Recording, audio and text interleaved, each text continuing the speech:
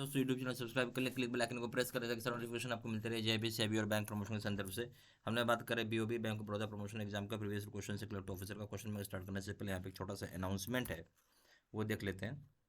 यहाँ हमारे पास bank of Baroda का प्रमोशन एग्जाम का क्लर्क टू ऑफिसर का, ठीक है, प्रॉपर कोर्स कंटेंट होता है जो कि purely for bank of Baroda promotion exam के लिए बनाया जाता है, जिसमें आपको वीडियो लेक्चर कोर्सेज हो जाएंगे जो कि कवर करेंगे इंटायर सिलेबस, गुरुकुल की वीडियोज हो जाएंगे, क्वेश्चन से डिस्कशन की वीडियोज हो जाएंगे, नोट्स हो जाएंगे पीडीएफ में, 3000 से क्वेश्चन बैंक हो जाएंगे, 20 मॉक टेस्ट हो जाएंगे। प्राइस रखा गया है 2000 रुपये 6 महीने की वैलिडिटी के लिए, 3000 रुपये लाइफ लॉन्ग वैलिडिटी के लिए। पहले सवाल पाते हैं। Note of which denomination does not come under definition of bank note. Note जो है किस डिनोमिनेशन का, वो बैंक नोट की परिभाषा में नहीं आता। ए ऑप्शन है ₹1 note, B option ₹2 note, C option both ₹1 and 2 note, D option है ऑल नोट्स बिलो ₹100। देखिए ₹1 का नोट जो होगा वो बैंक नोट की परिभाषा में नहीं आता, ए ऑप्शन। क्वेश्चन नंबर 2 में आइए। Clean note policy of RBI does not mandate. तो क्लीन नोट जो पॉलिसी होती है आरबीआई की, वो परमिशन नहीं देती है, मैंडेट नहीं देती है किस तरह के काम करने के लिए। ए ऑप्शन है no writing on bank note to be made, किसी प्रकार का लिखित काम नहीं करेंगे, ठीक है। बी ऑप्शन हो जाएगा no stapling of bank notes to be done, stapling आप नहीं करेंगे बैंक नोट पे किसी प्रकार का। C option only few notes to be fed in ATM, only new notes to be fed in the ATM, केवल नए नोट डालेंगे एटीएम में। डी ऑप्शन है all bank branches have to exchange soiled mutilated defective notes, बोलते सारे bank branches को exchange करना पड़ेगा सॉइल्ड मल्टीलेटेड और डिफेक्टिव नोट्स को। जो क्लीन नोट पॉलिसी है आरबीआई का, बड़ा क्लियर मैंडेट दिया हुआ उसने। उसमें सबसे पहला चीज़ बोला है ए ऑप्शन जो है कि आप किसी प्रकार से बैंक में लिखेंगे नहीं, बैंक के नोट पे किसी प्रकार से लिखा पढ़ी नहीं करेंगे। बात सही है, बिल्कुल सही है। किसी प्रकार का स्टेपलिंग, बी ऑप्शन है किसी भी प्रकार का स्टेपलिंग नहीं करेंगे, ये बात भी सही है नोट्स के ऊपर। सी ऑप्शन है केवल नए नोट्स, बहुत ध्यान सुनिएगा, केवल नए नोट्स ही आपको एटीएम में डालने हैं, ये गलत है। नए क्या पुराने नोट्स भी रहते हैं। डी ऑप्शन हो जाएगा कि सारे बैंक ब्रांचेस को एक्सचेंज करना पड़ेगा सॉइल्ड मल्टीलेटेड और डिफेक्टिव नोट्स, ये तो करना ही पड़ेगा, ठीक है, ये बिल्कुल करना पड़ेगा आपको, सही है ये भी। कौन सा गलत हो गया इसमें, सी, ये मैंडेट नहीं है, सी ऑप्शन।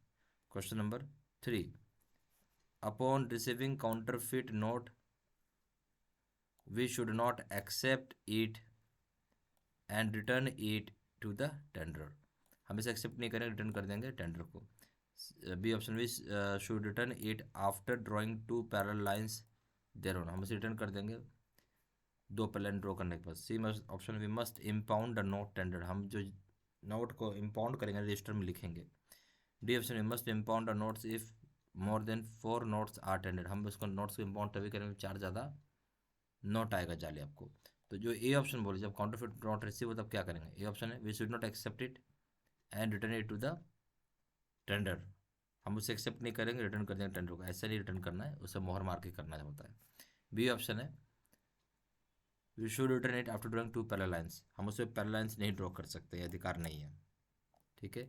तो you must impound note tender, impound मतलब आपको जितना भी जाली नोट आता है आप रजिस्टर में लिखते चलेंगे, सही है।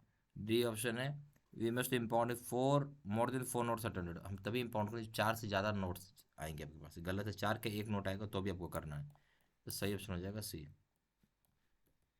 क्वेश्चन नंबर 4 में आइए। Which is not a step in impounding counterfeit notes, ये स्टेप नहीं माना जाता है जब इम्पाउंडिंग की बात आती है काउंटरफिट नोट पे। ए ऑप्शन है putting rubber stamp denoting it is a counterfeit note, rubber stamp डालते हैं जिस पर लिखा रहता है जाली नोट है, ठीक है।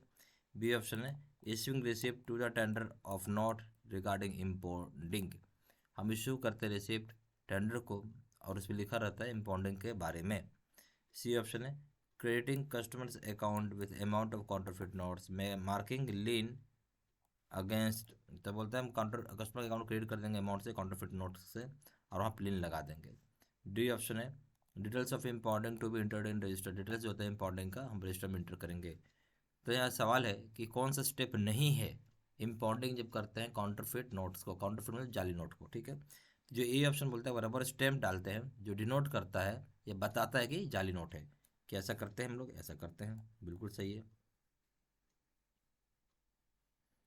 ठीक है, ये सही है।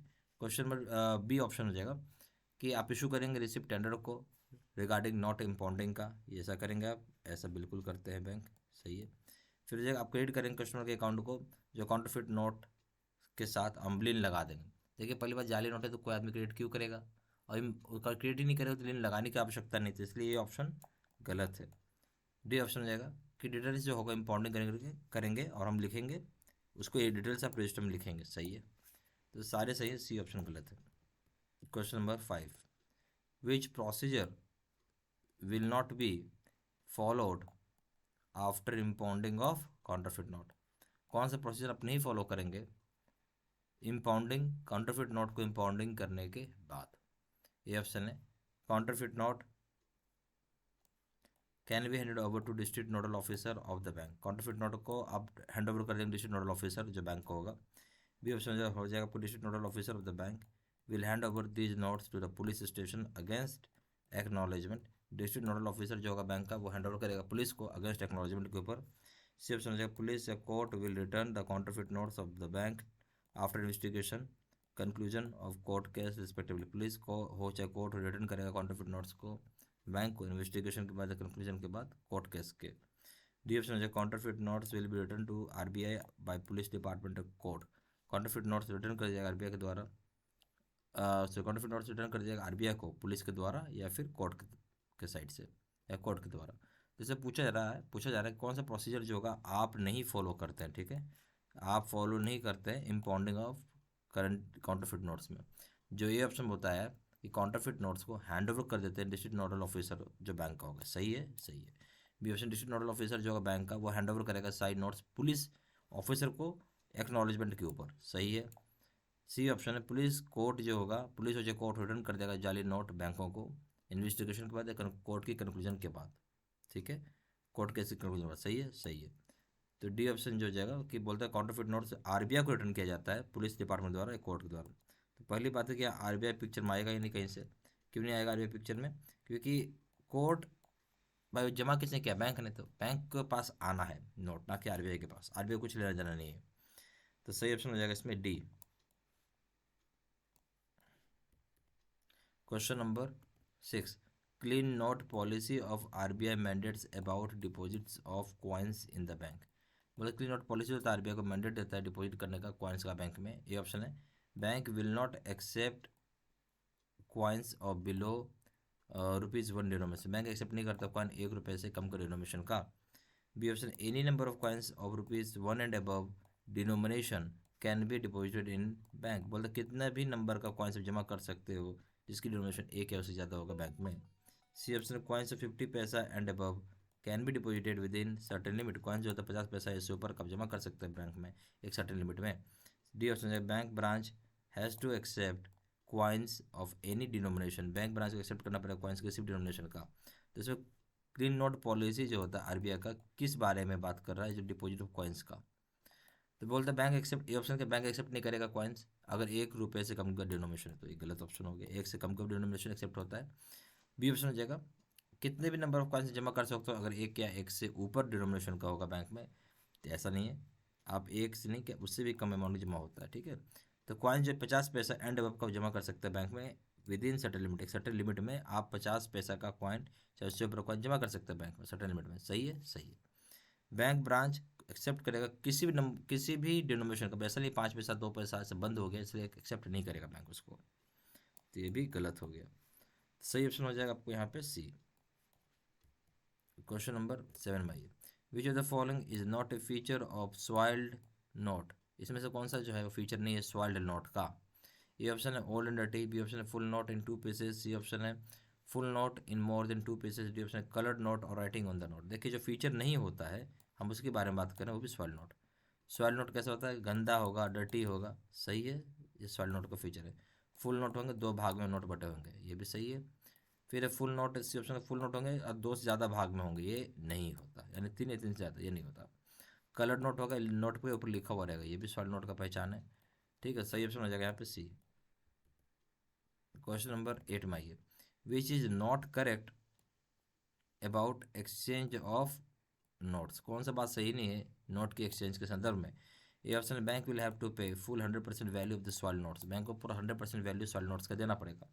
B option bank will pay full और part value of mutilated notes on the basis of its denomination and size of the largest piece of note, bank को पे करना पड़ेगा फुल वैल्यू या पार्ट वैल्यू जो mutilated notes का होगा on the basis of denomination ये जो size होगा लार्जेस्ट पीस ऑफ नोट का, ठीक है। C option, if note is mutilated then full 100% value will not be given in any case, अगर मल्टीरेटेड नोट है तो 100% वैल्यू नोट का कभी नहीं मिलेगा।